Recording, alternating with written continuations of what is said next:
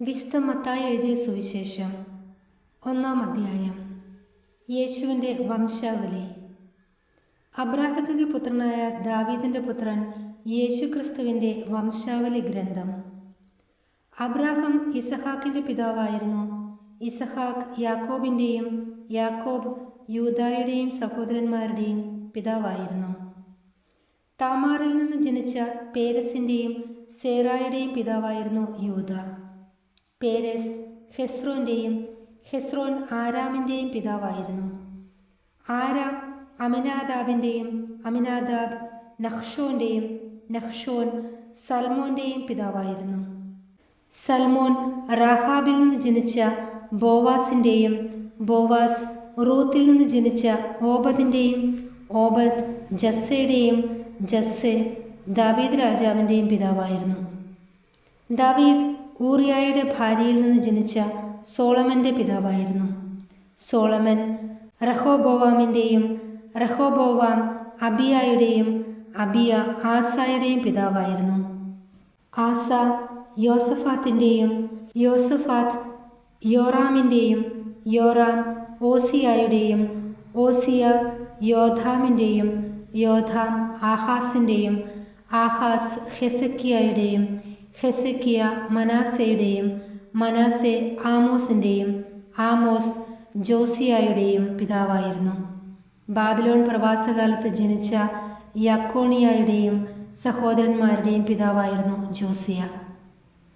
യാക്കോണിയ Babylon പ്രവാസത്തിന് ശേഷം ജനിച്ച സലാത്തിയേലിൻ്റെയും സലാത്തിയേൽ സൊറബാബേലിൻ്റെയും പിതാവായിരുന്നു.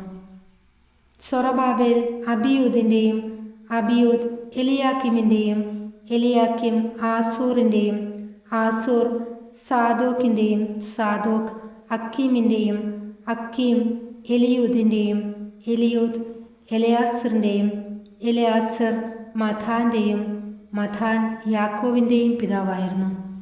യാക്കോബ് മറിയത്തിൻ്റെ ഭർത്താവായ ജോസഫിൻ്റെ പിതാവായിരുന്നു.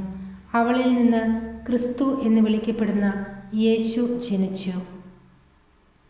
ഇങ്ങനെ അബ്രാഹം മുതൽ ദാവീദ് വരെ 14, ദാവീദ് മുതൽ ബാബിലോൺ പ്രവാസം വരെ 14, ബാബിലോൺ പ്രവാസം മുതൽ ക്രിസ്തു വരെ 14 തലമുറകളാണ് ആകെയുള്ളത്. യേശുവിൻ്റെ ജനനം. യേശുക്രിസ്തുവിൻ്റെ ജനനം ഇപ്രകാരമായിരുന്നു. അവൻ്റെ മാതാവായ മറിയവും ജോസഫും തമ്മിലുള്ള വിവാഹ നിശ്ചയം കഴിഞ്ഞിരിക്കെ അവർ സഹവസിക്കുന്നതിനു മുമ്പ് അവൾ പരിശുദ്ധാത്മാവിനാൽ ഗർഭിണിയായി കാണപ്പെട്ടു. അവളുടെ ഭർത്താവായ ജോസഫ് നീതിമാനാകിയാലും അവളെ അപമാനിതയാക്കാൻ ഇഷ്ടപ്പെടായികയാലും അവളെ രഹസ്യമായി ഉപേക്ഷിക്കുവാൻ തീരുമാനിച്ചു.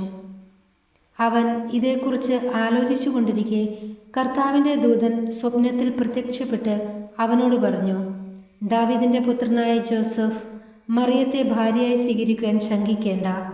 അവൾ ഗർഭം ധരിച്ചിരിക്കുന്നത് പരിശുദ്ധാത്മാവിൽ നിന്നാണ്. അവളൊരു പുത്രനെ പ്രസവിക്കും. നീ അവന് യേശു എന്ന് പേരിടണം. എന്തെന്നാൽ അവൻ തൻ്റെ ജനത്തെ അവരുടെ പാപങ്ങളിൽ നിന്ന് മോചിപ്പിക്കും. കന്യക ഗർഭം ധരിച്ച് ഒരു പുത്രനെ പ്രസവിക്കും.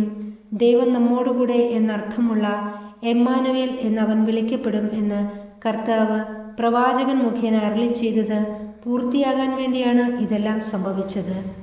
ജോസഫ് നിദ്രയിൽ നിന്നുണർന്ന് കർത്താവിൻ്റെ ദൂതൻ കൽപ്പിച്ചതുപോലെ പ്രവർത്തിച്ചു. അവൻ തൻ്റെ ഭാര്യയെ സ്വീകരിച്ചു.